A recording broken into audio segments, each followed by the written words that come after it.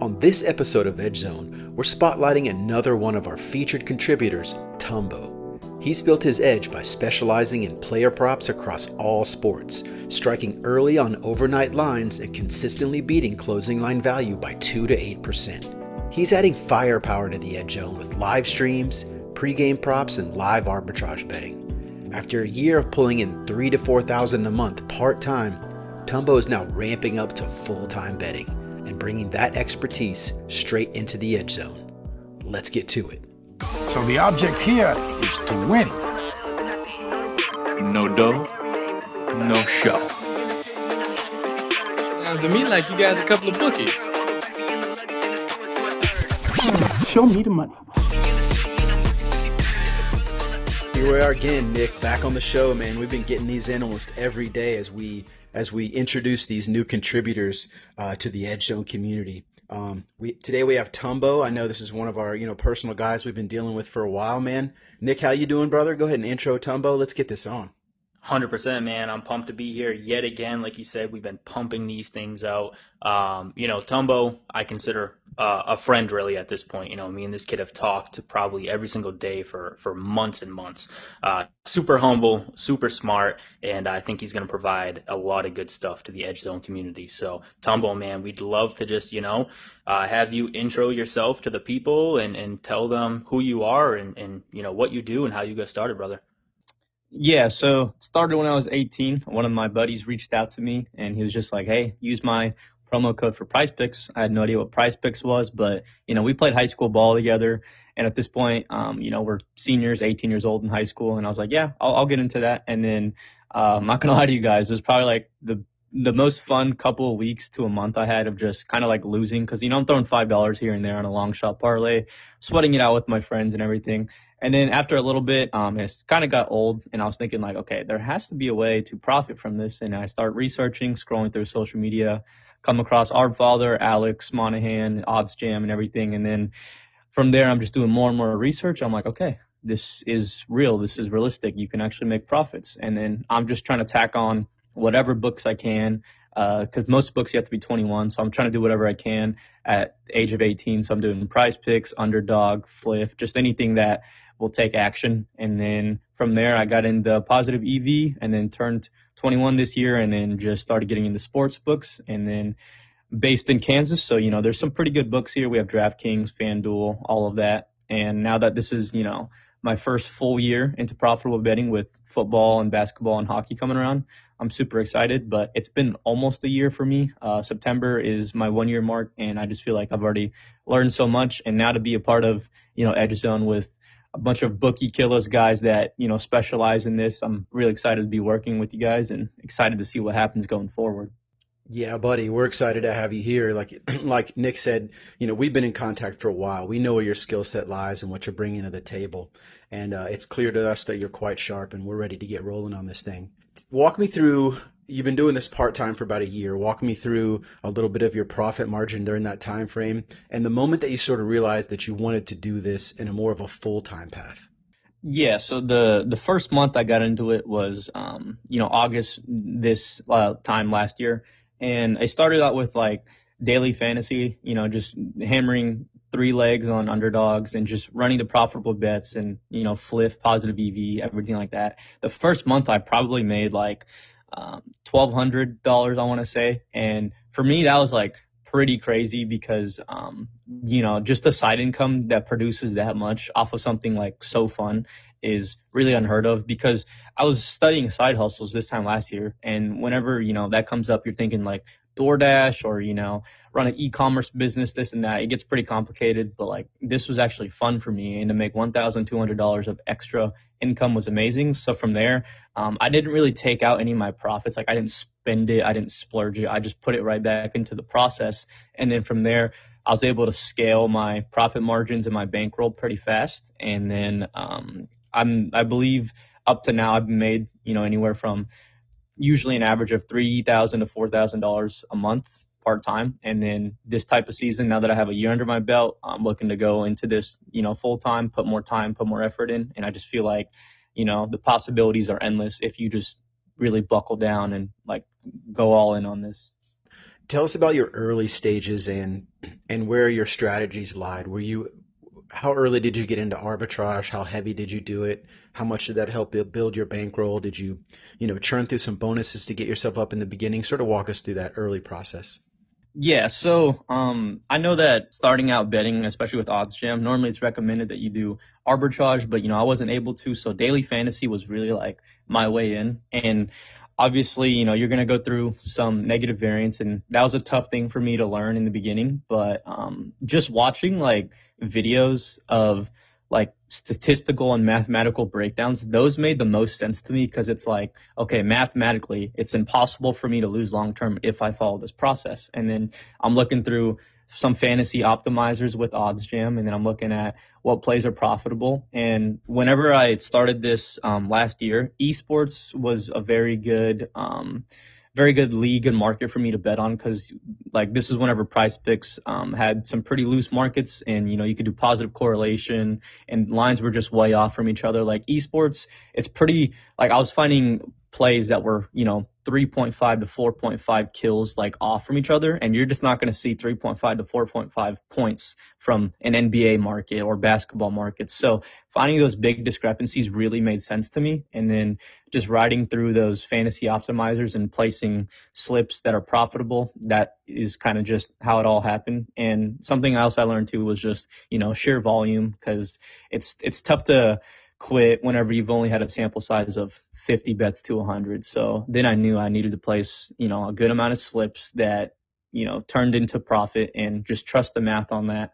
And then once that bankroll started growing, arbitrage came. It's a little easier because you have risk-free profits, and straight bets came as, I was old enough to get on to these sports books. And then from there, the rest just happened. I'm always studying and researching though.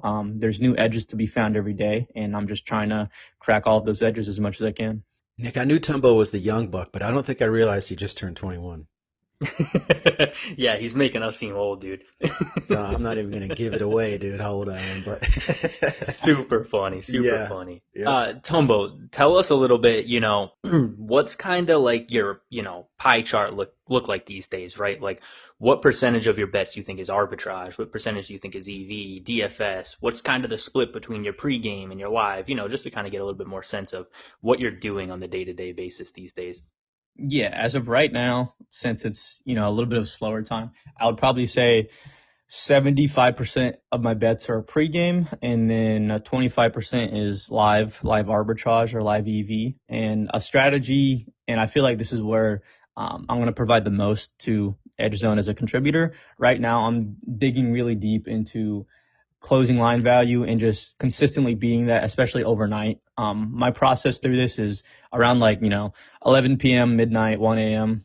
I'll look through the market, and then I'll see what plays look profitable based on EV and based on some other factors. And then if I think that this is a good play, I'll play it. And then when I wake up in the morning, I will use, Juice Reel or some other apps to track my closing line value. And consistently, I've been beating closing line value 2 to 8%. And some of these odds that jumped is pretty insane. And it's really relieving for me because, when you're placing pregame bets, you don't necessarily know if this is the right bet. You don't know if it's, going to work out for you, but closing line value kind of helps me ensure that. And then once I have those bets done, then, when live comes, if I see a really good EV bet, then I'll place that. But I'm normally just on the live arbitrage tool making risk-free profit there along with my pregame strategy. But once the busier time comes, I'll definitely be, I want to say, probably 80% live and 20% pregame, just because when it's live, there's so much value, especially with the volume of sports that's coming in.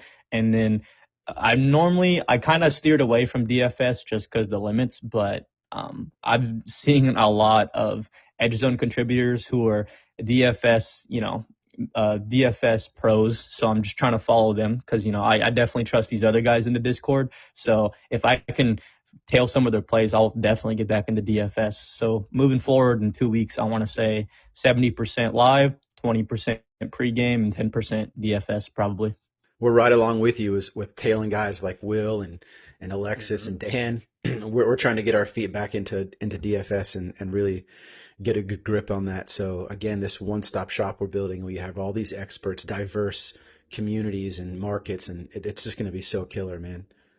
1000%. Yeah. And I can definitely speak on, giving Tumbo his flowers on some of the stuff that he does overnight. I know we're not going to mention any specifics because we don't want to kill any type of edge that Tumbo has on some of these overnight markets and stuff, but I can definitely tell you that I attest to what he does is very profitable and definitely gets the best of the numbers that allow you to do multiple things the next day. You could arb out of that position if you wanted. You could buy back some, or inevitably, kind of like Micah was saying the other day on his podcast, just let it ride because the amount of value that you've already secured is, insane. Tumbo, talk to us about your live streams, brother. That's a big part of what you're bringing to the community. What are someone who hasn't seen one of your live streams yet? Walk us through what you like to do. First and foremost, for anybody that does join the live stream, I will look at any book you want. I will look at any markets you want. First, anybody that joins, I want to provide value to you, the audience. So if you guys have specific books or plays you want to look at, that will be my first priority. But I usually start out with seeing what pregame value is still there, because I think I probably check the market 2 to 3 times throughout the day. Overnight is probably where I'll get in good 10 to 20 plays, and then first thing in the morning, and then I usually won't check it again until like an hour before game time, because that's when lineups get announced and everything. So usually an hour or two before game time is whenever I'll start live streaming. I'll see these lineup changes and then try to capitalize on it, and that leads into pregame. And then usually I'll run, there's a lot of promos being given out. I know Onyx does a daily 25% boost, so does FanDuel. So I'll usually try to do like a long shot parlay, just, something fun to sweat, some crazy home run parlay. And I actually hit one pretty recently, so now I'm really geared towards that. And then once, all the games start, I'll really get into live tools. I'll show people any method they want. So, I'll go into live arbitrage to start, just to show people like you can really make risk-free profit from this. And then sometimes if, the market's a little slower or something, I'll gear towards live EV, or if there's any like specific edges that people want to check out. I've had people, tell me in the chat like, hey, check out this play. Is it good? And then, we kind of just get a community bet together. But really overall, I just want to provide value to anybody that watches the streams, but it's just anything you guys want. And really it's pregame EV, pregame arbitrage, live EV, and then, some fun EV parlays too, especially with the boost and promos. I personally find a lot of value using the live arbitrage tool to even find live positive EV plays. What's your take on that? Do you ever just pick a side via the live arb tool? Yes, that's primarily what I'm going to, just because the positive EV tool, it's very nice and everything, but you're not able to catch potential arbs. And I'll just sit on the live arb page for most of the time, and then usually if I see a bet that looks good, then I'll ride one side. And that's kind of how it goes, because usually my intent is to go for an arbitrage bet, but sometimes if the market's moving too fast, or if I really do like one side based on data, then I'll just let that one side ride, and then that's my EV bet. I think placing EV bets when it's across the market, that's probably like the best EV you can have anyways, because then it's a clear outlier that, one of the books is off from everywhere else. Nick, do us a favor for the folks who haven't heard this tip before, because we've said it, during multiple pieces of content over and over again, but walk us through why it's smart to hit the EV side of an arbitrage bet first. No, yeah, 1000%. We definitely covered this, and I know this is a tip that we try to tell everybody. If you're using the arb page to hit EV bets, which I also do a ton of, like Tumbo said, it's kind of, you can kill 2 birds with 1 stone on that page compared to the EV page.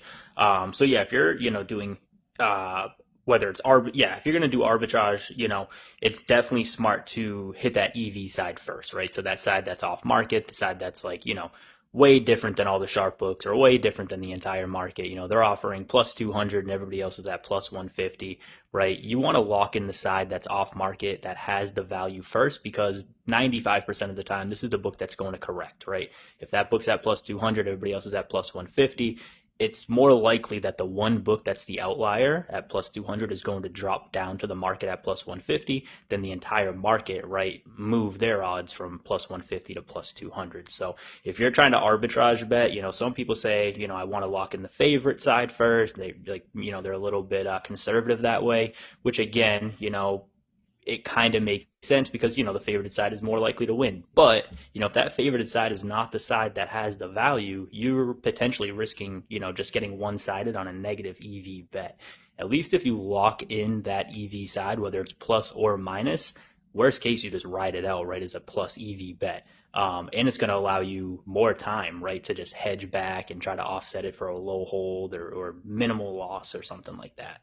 Yeah, I totally agree. And a lot of times, especially if the line moves in your favor, your percentage is now Oh yeah, massive. a lot of times you can get even exactly. Yeah. As long as you lock in that EV side first. I mean, that 2% ARB can now go to 0% and it's a low hold, then you can get out of it, or you can ride it out. Maybe it's a 6 or 7% EV bet, or it might go from a 2% ARB to a 5% ARB, right? Yeah. But if you hit that other side, you're already starting in the hole. Yeah. It's a little scary. Exactly. Tumbo, what I love about your approach, and I can speak from experience, is that you coming into the game and starting out with plus EV, to me, if you can dive in correctly, right? If you're doing it right and you can wrap your head around the variance and the volume that it takes to show long-term profit, you're sort of ahead of the game, man, because you come in heavy arbitrage, you see these green calendars over and over, and you're so used to this money trickling in, it's like too easy, right? And then when you go to start EV, there's a little bit of a hesitance in doing some of this because of the variance. And like I said, speak from experience, I'm getting much more used to it now. But it took a definite mental switch to make that change because I was so used to free money.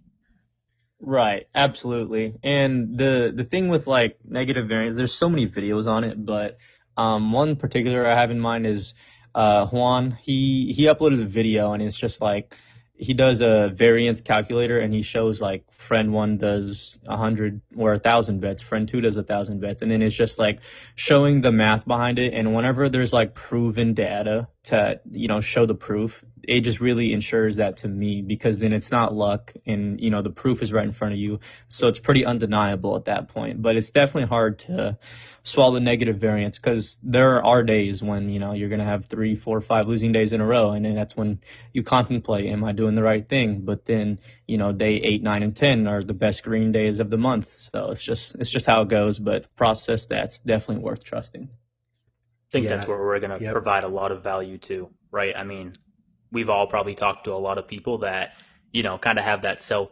self-doubt, right, when it comes to maybe their betting process, and they don't know if they're taking the right stuff, and they're starting to question it, right? But I think just us being a part of, the community and being there for people to just give them that support and comfort of like, hey, dude, like you're doing everything right. Like it's not on you, right? That's just the game, dude, and that's probably the biggest pill that a lot of people have to swallow, right? When they start making that adjustment from arbitrage to, plus EV betting or following some type of, model or projection source or other sharp people, right? Like you definitely got to get over that mental hurdle of I'm not going to win every day.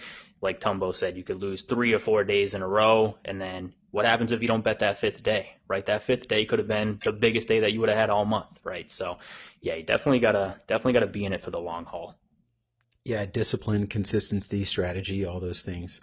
And then bankroll management, of course, man. If you're coming in hot and heavy, I mean, if you have a couple of bad variance days, it's very important that you start with like quarter Kelly or something that's keeping you in check, so that you don't blow your entire bankroll in the first week on negative variance. But well, brother, this has been a good episode, brother. I think there's a lot to expect from you. We know what's coming, but I can't wait until the subs get their hands on some of your knowledge and guidance. Let me ask you this question, man. Where do you see yourself in a year from now as both a bettor and a content creator?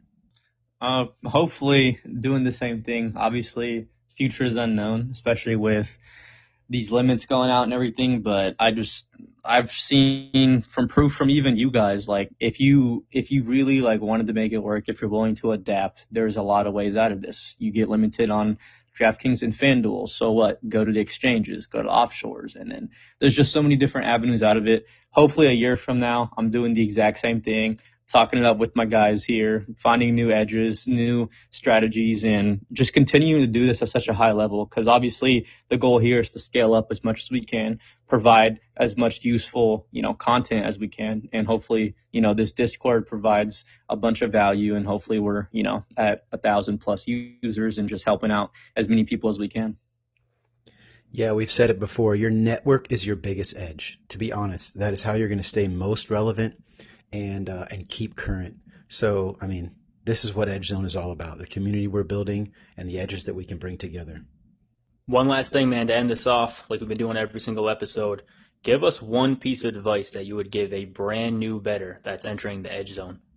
I would say if you're going into Edge Zone, just really take the time and explore everything. It sounds like a lot to go into because, you're going to see these DFS guys, and then you got the MMA guys, and then there's a live stream going and EV, but we do provide a lot of value, but definitely reach out, take it slow. If your bankroll, isn't too big to start with and you're getting just into betting, just take it slow. I would definitely size up your units accordingly. And then we do, one-on-one coaching, and all of us are available to talk. So definitely the number one tip I'd have is to just take it slow, see every single feature that we have to offer in the Discord. And if, that still confuses you, definitely ask us for help, and then we can find what strategy works best for you. Like maybe you don't want to arbitrage bet, or maybe you don't want to live bet. That's okay. We have, models and pregame stuff, or maybe you're a big UFC guy. We have a couple guys that are really good at that. So, just finding what niche you want to bet on, and then we can kind of guide you towards